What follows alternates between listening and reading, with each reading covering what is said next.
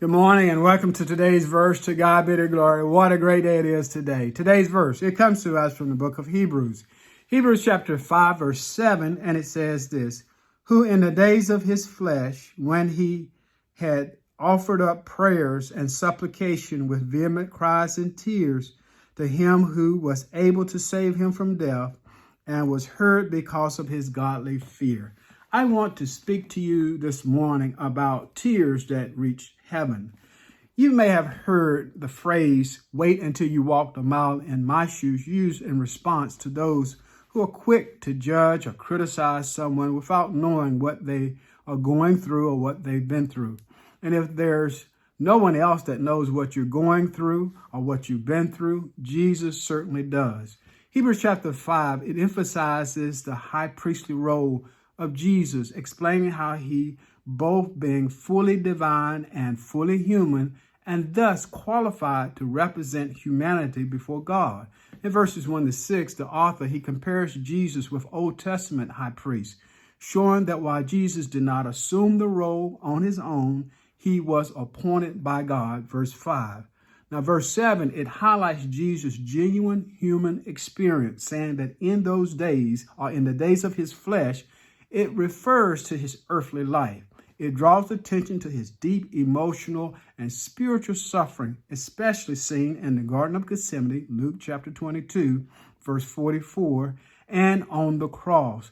The loud cries and tears reflects his passionate, agonizing prayers. Yet, despite the intensity, he was heard, not because he was spared from death immediately, but because he submitted in reverent obedience, and ultimately he gained the victory through resurrection.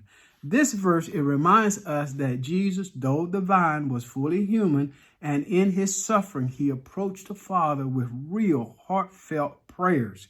His reverence, his godly fear, submission, and trust was the basis on which his prayers were answered, even when the answer involved going through suffering. Hebrews chapter 5, verse 7, it teaches us that prayer and suffering is not the lack of faith, but it is the way of faith. God hears us not always by removing pain, but by strengthening us through it. Jesus understands our tears, fears, our cries, because he's been there. Listen, he has walked a mile in our shoes. For we do not have a high priest that cannot sympathize with our weaknesses, but in all points he suffered. He was tempted as we were, yet without sin. To God be the glory for the great things he has done. I pray that you would meditate upon this verse. It would be a word of encouragement to you as you go throughout your day. I pray that you would have a great day. Have a safe day. And then tune in again tomorrow, yes, as we consider today's verse. Amen.